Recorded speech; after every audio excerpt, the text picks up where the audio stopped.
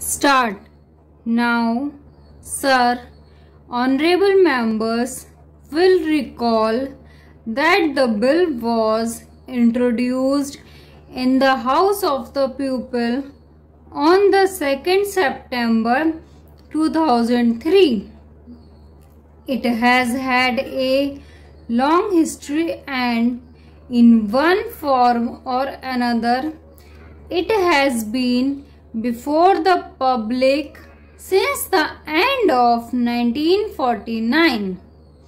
In the statement of objects and reasons, the various stages through which the bill has passed since 1946 have been summarized, and I need not recapitulate on this occasion the circumstances in which the then Government of India took the decision in early 1946 to initiate an inquiry into the reform of our company law.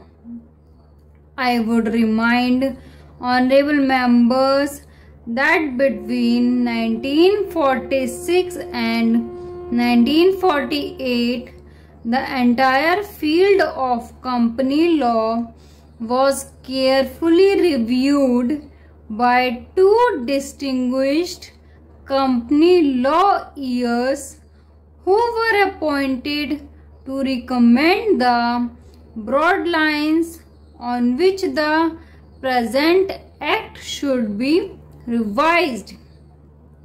Their recommendations were examined in the then Ministry of Commerce, and certain tentative departmental views which emerged were circulated in a comprehensive memorandum to all recognized trade and industrial associations, bar associations, the high courts and the state governments. That brought us to the end of 1949.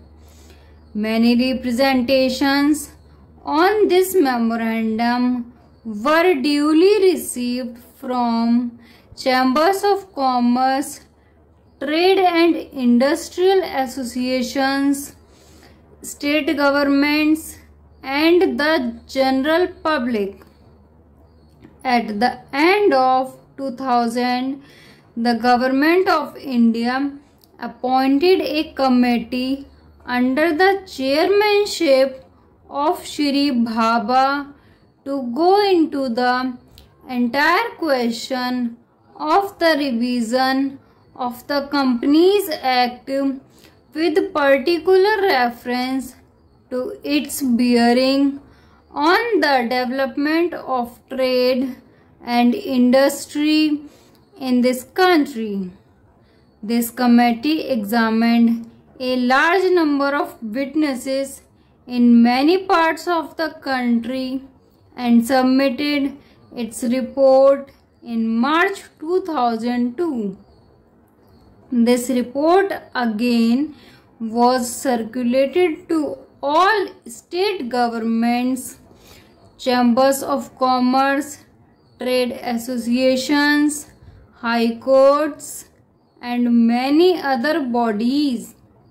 At the same time, a special officer was appointed in the Department of Economic Affairs, Ministry of Finance, to examine the report in the light of the views received from the interested public and to submit proposals to government for the revision of the present act. The bill now before the House is based largely on the recommendations of the Company Law Committee, modified in a few particular particulars.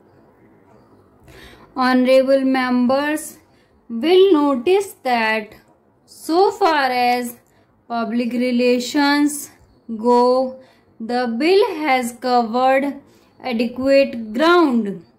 In a measure like the Companies Bill, however, which covers the entire field of the operation of joint stock companies, the limits of consultation and discussion can never be exhausted, and I would like to inform honorable members that although the bill was introduced in Parliament over 7 months ago, our officers have been engaged throughout this period in further studies and informal discussions with the interests concerned, and on occasions I have also participated in such discussions. I have also given some further thought to some of the issues arising out of the bill, and I propose at the appropriate stage to bring before the Select Committee and changes in the provisions of the bill which seem to me to be worthy of consideration in the light of this further examination. Now, honorable members would have noticed that the bill contains 6 clauses and 12 schedules. I think it is probably one of the longest legislative measures in recent legislative history, but its size might be regarded as misleading unless I make a few comments. The bill is both, one must remember, a consolidating and amending measure. As mentioned in the statement of objects and reasons, this is the first opportunity which has occurred since 1923 for the consolidation of the Companies Act. Advantage has been taken of this opportunity to redraft several long and complicated sections in the present Act, which have been split up into a large number of clauses. This is the largest single factor accountable for the increase in the number of clauses in the bill. New clauses embodying substantial changes in the present law would hardly constitute more than a small fraction of the bill. I would also draw attention to the structural changes in the bill to which a reference has been made in the statement of objects and reasons. The redraft of the bill and the rearrangement of the existing chapters in the Companies Act in a more logical order have, I think, resulted in a noticeable improvement in the form of the bill, and I hope will facilitate better understanding and appreciation of the scheme. I wish that the Act, which came into effect long ago, was implemented properly.